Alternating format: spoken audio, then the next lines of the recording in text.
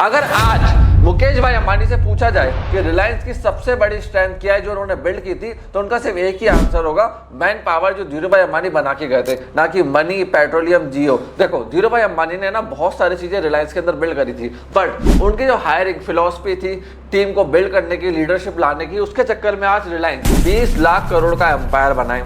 आज की वीडियो के अंदर मैं आपको धीरू भाई अंबानी एंड मुकेश अंबानी की हायरिंग स्ट्रेटेजीज देने वाला हूं जो रिलायंस फॉलो करता है टॉप लीडरशिप लाते समय, धंधे को स्केल करते समय। देखो बहुत सारे लोग क्या सोचते हैं, लीगल डॉक्यूमेंटेशन एग्रीमेंट साइन करवाएंगे तो सिर्फ उसी से एम्प्लॉय टिकेगा। वो बहुत जरूरी है लीगल पार्ट को फुलफिल करना, बट साइकोलॉजी बहुत जरूरी होती है हायरिंग के समय। अब देखो धीरू भाई अंबानी जब हायर करते थे ना, तो वो डिग्री नहीं देखता था, बंदे का टैलेंट देखता था, काम कैसा कर रहा है, परफॉर्मेंस कैसा है। तो वो सीवी के बेसिस पे कभी जज नहीं करते थे, बंदे की कैरेक्टर क्या, क्वालिफिकेशन क्या, काम करने का क्या है। डिग्री किसी भी लॉ कॉलेज से या आप किसी भी कॉलेज से एमबीए के जाके मार्केटिंग की ला सकते हो, बट काम करने का एटीट्यूड नहीं ला सकते। तो वो देखते थे बंदे में एटीट्यूड है या नहीं है, ट्रेनिंग के लायक है या नहीं है। ऐसा तो नहीं है कि सिर्फ 9 to 7 वाला है कि सुबह 9-10 बजे आए, शाम को 6-7 बजे घर चला गया। प्रेशर में कैसे वर्क करेगा, परफॉर्म करेगा, रिस्क ले सकता है, टीम प्लेयर है या नहीं है, ये सारी चीजें धीरू भाई अंबानी देखते थे। उसके बाद टॉप लीडरशिप में उसको प्रमोट करते थे। धीरू भाई अंबानी अपनी टीम को रिस्पॉन्सिबिलिटी बहुत जल्दी देते थे। देखो किसी भी कंपनी में जाओगे वो आपको 10 साल लेंगे लीडर बनाने में। धीरू भाई अंबानी क्या कहते थे, जिम्मेदारी ले सकते हो, मैनेजमेंट संभाल सकते हो, तो 5 साल से पहले ही मेरे कंपनी के अंदर लीडर मैनेजर आप बन जाओ। तो ये चीज उनकी बहुत अच्छी थी। वो देखते थे बंदा जिम्मेदार है या नहीं है। फिर वो जब एक बंदे को लीडर बना दिया, सीईओ बना दिया, सीएफओ बना दिया, ग्रोथ का डिपार्टमेंट दे दिया, तो डिसीजन मेकिंग का फ्रीडम देते थे। वो प्रॉफिट के नंबर को डिफाइन रखते थे, ग्रोथ के नंबर को डिफाइन रखते थे, बट माइक्रो मैनेजमेंट चीजों को टीम में बांट देते थे कि अपने बेटर लेवल पे डिसाइड कर लो तुम्हें करना क्या, कैसे करना है। मेरिटोक्रेसी सबसे बेस्ट थी। प्रमोशन देना है, जो अच्छी बातें करता है उसको नहीं देंगे प्रमोशन, जो दिन भर सुबह शाम कंपनी बैठा रहता है उसको नहीं देंगे प्रमोशन। जो बंदा रिजल्ट लाता है, आउटपुट लाता है, शाम को बहुत अच्छा परफॉर्म करता है, मेरिटोक्रेसिस के बेसिस पे वो बंदा प्रमोशन, इंसेंटिव, बोनस लेके जाएगा। फिर वो लॉन्ग टर्म लॉयल्टी देखते थे। देखो मैं बहुत सारे सीवीज देखता हूँ, मेरे बहुत सारे लोगों से बात भी होती है। आप कभी भी किसी का सीवी देखो, वो 6 महीने 8 महीने अगर कंपनी छोड़ के आ रहा है, 1-2 साल में, तो वो बंदा किसी काम का नहीं है। 20 साल में उसे 10 कंपनी चेंज कर ली, 12 कंपनी चेंज कर ली, हायर मत करना, वो आपके यहाँ से भी 1-1.5 साल में निकल जाएगा। वो बंदा देखो जो लॉन्ग टर्म किसी कंपनी में रुका हो, उससे रीजन पूछो तूने छोड़ी क्यों, कंपनी बंद हो गई थी, फाउंडर मर गया था, या मैनेजमेंट कहीं बाहर चला गया। तो ये कहता है ना ग्रोथ के लिए छोड़ी है। समझना कि ग्रोथ किसकी, कंपनी की, खुद की सैलरी की। अगर वो आपकी कंपनी में आ रहा है, फिर आप उससे बात करो कि भैया देख मैं तेरे को एक टारगेट दे रहा हूँ, बेसिक पे दूंगा, इंसेंटिव दूंगा, टारगेट दूंगा, तो उस टारगेट को हिट कर, जो तेरे की डिमांड है वो हम फुलफिल करेंगे। बट वो कहते हैं कि पहले ही मेरी डिमांड सैलरी की फुलफिल करो। समझ जाना है पुरानी कंपनी में ग्रोथ के लिए नहीं भागा था, ये खुद की सैलरी के लिए भागा था, तो वहां इसका काम बना नहीं, तो आपकी कंपनी में अप्लाई कर दिया, आके बैठ गया। फिर एक और चीज मैं आपको कहता हूँ, कोई ऐसा एम्प्लॉय आता है ना कि दूसरे की कंपनी में काम भी कर रहा है, दिन भर में एक ग्राउंड पे आपके सीवी में इंटरव्यू देने आ गया बैठ के, तो इस चीज का ध्यान रखना, जब वो आपके नौकरी पे होगा तो दिन भर का ग्राउंड लगाएगा, जगह जगह इंटरव्यू देके आएगा। ये लोग क्या सोचते हैं कि जगह जगह इंटरव्यू देते रहो, लाइफ में 6-6, 8-8 महीने रिप्लेसमेंट करते रहो खुद का, वो लोग कभी आगे नहीं बढ़ते। जो अच्छे कंपनी के एम्प्लॉयज होंगे वो अपना सीवी लेके कभी आपकी कंपनी में मार्केट में ऐसे रोटेट होते हुए नहीं आएंगे, इस चीज का ध्यान रखना। जो आदमी फालतू हुए कंपनी में काम नहीं मिला, काम नहीं बन रहा, वही अपना सीवी लेके मार्केट में रोटेट होता है। या फिर जिसकी प्रीवियस कंपनी बंद हो गई, लोकेशन चेंज हो गई, 1-2 ऐसे रीजन होते हैं। किसी ने ये बोल दिया बॉस खराब था, बॉस का ये ठीक नहीं था, वो ठीक नहीं था, उसके पिछले वाले बॉस का भी ठीक नहीं था, समझ जाना वो आपके लिए बुराई करके निकलेगा। बाकी लोग तो प्रीवियस कंपनी में काम कर रहे होंगे ना, तो सोच समझ के आदमी को अंदर लिया करो। और आपको क्या करना है, हायरिंग में अंदर तो ले लो, बट 15-20 दिन की ट्रेनिंग पे डाल दो। बंदे का एटीट्यूड देखो, टाइम पे आ रहा है, नहीं आ रहा, कैसे चल रहा है, और खराब बंदा है, बिल्कुल नेगेटिव है, तो फायर करो। खराब है बट नेगेटिव नहीं है, ओके तो प्रमोशन मत दो, जब तक चल रहा है चलने दो। समझ गए इस बात को। लीडर्स हायर करने अगर आपको बड़ा एम्पायर बनाना है, क्योंकि वही आगे जाके फॉलोवर्स टीम क्रिएट कर पाएंगे।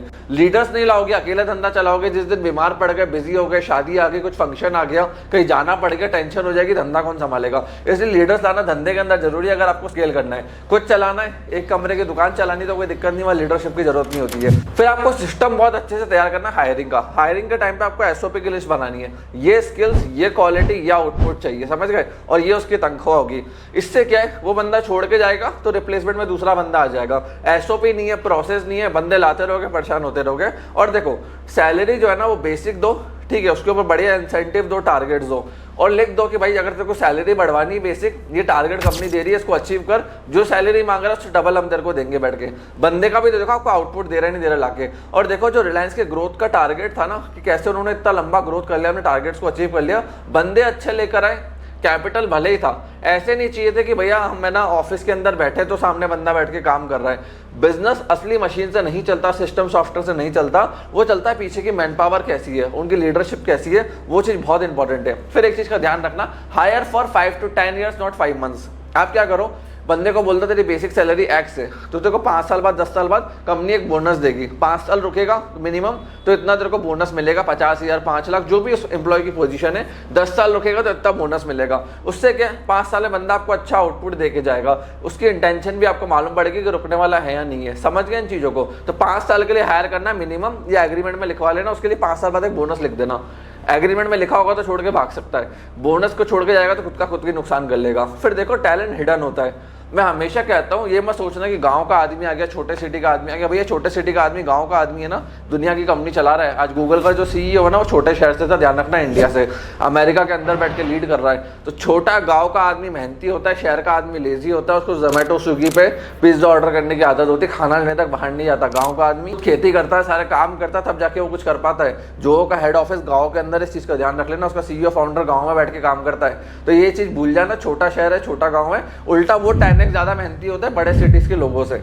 फिर आपको क्या देखना है, जब रेज्यूम में आते हैं उनसे जज मत करो, क्वेश्चंस पूछो। आप 50 क्वेश्चन लिख के रख लो, देखो वो आंसर क्या देते हैं। 20 दिन की ट्रेनिंग पे डालो, एक हायरिंग फिलॉसफी डालो कि भैया इंटर्नशिप ये होगी तेरी यहाँ पे, अब मैं कॉलेज से हायरिंग कर रहा हूँ, एम्प्लॉय के रेफरेंस से हायरिंग कर रहा हूँ कि भाई एक एम्प्लॉय दूसरे एम्प्लॉय को लेकर आ रहा है तो 15,000 या 10,000 रुपए का रेफरेंस बोनस 1 साल बाद आप रिलीज कर देना। HDFC बैंक ऐसे ही ग्रो करा, सारे बैंक रेफरेंस बोनस बहुत बढ़िया रखते हैं, तो बैंक को HR डिपार्टमेंट रखने की जरूरत ही नहीं पड़ती। समझ गए इस चीज को। फिर अपने एम्प्लॉय की लर्निंग स्पीड को देखो, पर डे कितने वीडियो से सीख रहा है अपने डिपार्टमेंट के अंदर, लर्निंग अच्छी है या नहीं है। जो सीखने वाला बंदा नहीं है वो ग्रोथ नहीं करेगा, वो उसी लेवल में बैठा रहेगा, वो इन्फ्लेशन से आगे बढ़ेगा। इस चीज का ध्यान रखना। और देखो मैं हमेशा कहता हूँ पर्टिकुलर डिपार्टमेंट में अपने से बेटर बंदा लाओ। सेल्स में ला रहे हो तो सेल्स वाला आपसे बेटर होना चाहिए, मार्केटिंग में ला रहे हो तो मार्केटिंग वाला आपसे बेटर होना चाहिए, प्रोडक्शन में ला रहे हो तो वो आपसे बेटर होना चाहिए। For a particular department, not running the whole organisation. इसके अंदर डिफरेंस है, इस चीज का ध्यान रखना। जो कंपनी रन कर सकता है, पूरी प्रॉफिट्स ला सकता है, उसको को फाउंडर बना दो अपने साथ।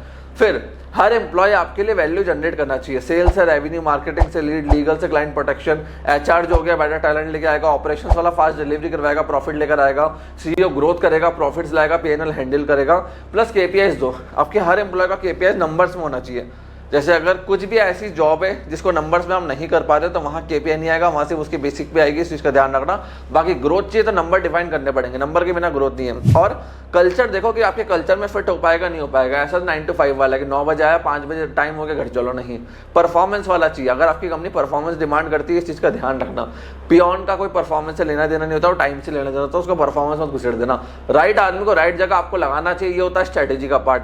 फिर आपको देखना है कि भैया ये है ना टीम लीडर है या नहीं। जो लीडर है उसको ऊपर कर दो, जो बाकी प्लेयर्स है उनको नीचे कर दो। लीडर को रखो, उसका रिटेंशन बढ़ाओ, उसको ग्रोथ की तरफ लेके जाओ। फिर ओनरशिप पर रिवॉर्ड करो। आप समझ रहे हो, अटेंडेंस मत देखो दिन भर बैठ के, अटेंडेंस खराब करता है। ओनरशिप देखो, काम की ओनरशिप कैसे ली। हाँ, अटेंडेंस ऐसा भी नहीं कि निगलेक्ट कर दी, बंदा घर से काम कर रहा है 15 दिन बैठ के तो वो आ नहीं पाएगा, काम नहीं कर नहीं पाएगा। ओनरशिप देखो प्रॉब्लम कैसे सॉल्व करता है, क्या आपसे बेटर प्रॉब्लम सॉल्व कर पा रहा है, नहीं कर पा रहा। और देखो मैं हमेशा एक चीज बोलता हूँ, हेलीकॉप्टर लैंडिंग सबसे कचरा और बेकार होती है, बहुत रेयर केसेस में सक्सेसफुल होती है। इंटरनल अपने टीम को प्रमोट करो, लॉयल्टी बिल्ड होती है, उनको प्रोसेस पता है, काम पता है, और आपको पता भी है प्रमोट किसको करना है। तो internal promotion are the best promotion which Reliance and Tata always follow. Create leaders not followers, जो मैं शुरुआत से बोलता आ रहा हूँ। बड़ा धंधा बनाना है, लीडर चाहिए, आप अकेले नहीं कर पाओगे। अकेला धीरूभाई अंबानी भी नहीं कर पाया था, हार्ट अटैक आ गया था उनको, हॉस्पिटल पहुंच गए थे मुंबई के अंदर। फिर उन्होंने अपने जो धंधे की कमांड है मुकेश अंबानी को बुलाया, अनिल अंबानी को बुलाया, उन दोनों के हाथ में दी कि भाई तुम दोनों चलाओ, और बाकी नए लीडर्स लेकर आए, उनको कंपनी का कमांड संभाल दिया। वो खाली पीछे से बैठे बैठे पूरा कंपनी की स्ट्रेटेजी और बाकी बिजनेस डील्स को संभालते थे। तो स्केल करने के लिए लीडर्स लाने पड़ेंगे। और मैं 3 चीज हायरिंग के अंदर खुद भी देखता हूँ, एटीट्यूड, एबिलिटी, अकाउंटेबिलिटी। 3 चीजें, 3 है, परफेक्ट है, हायर करो। और 90 डेज का उसको ट्रेनिंग पीरियड पे डालो कि भाई देख 90 डेज पे कंपनी तेरे पे पैसा खर्च कर रही है ट्रेनिंग पे, तो लर्निंग कैसी कर रहा है, डिसिप्लिन कैसा है, कम्युनिकेशन कैसा है, इनिशिएटिव कैसा है, रिजल्ट कैसा है, टीम वर्क कैसा है। 90 डे रूल डालो। 90 डे बाद भी आपको जच रहा है बंदा तो काम पे रख लो। और देखो जो फाउंडर है ना, जो बढ़िया क्वालिटी के फाउंडर्स होते हैं, जो स्केल करते हैं, वो अपना टाइम हायरिंग पे डालते हैं। दीपेंद्र गोयल जोमेटो का फाउंडर डेली 2-3 घंटे हायरिंग पे स्पेंड करता था। मतलब बढ़िया लोग लाने के ऐसे जो कंपनी को उसके बिना चला पाए। राइट आदमी को राइट जगह प्लेस करना ताकि कंपनी स्केल अप कर जाए। तो मशीन एम्पायर नहीं बनाती, बिल्डिंग्स एम्पायर नहीं बनाती है, पैसा भी एम्पायर नहीं बनाता है। जो राइट आदमी होगा वो एम्पायर बनाएगा। नेवर हायर एंड डेस्पिरेशन, मतलब जल्दबाजी में हायर मत करो, कल ही बंदा चाहिए।